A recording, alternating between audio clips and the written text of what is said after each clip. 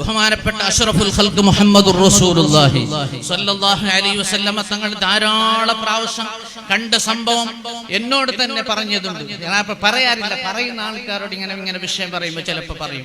ഒരു ദിവസം എളാമൻ എന്നോട് പറഞ്ഞിട്ടുണ്ട്, രാത്രി എണിച്ചിട്ട് ഇങ്ങനെ അഷ്റഖ ചൊല്ലും. രാത്രി എണിച്ചിട്ട് ഇങ്ങനെ അഷ്റഖ ചെല്ലുമ്പോ ഇതെന്തിപ്പ ഈ രാത്രി എണിച്ചിട്ട് അഷ്റഖ പറയുന്നത് പറഞ്ഞിട്ട് എളാമ വന്നിട്ട് ലൈറ്റ് ഇട്ട്.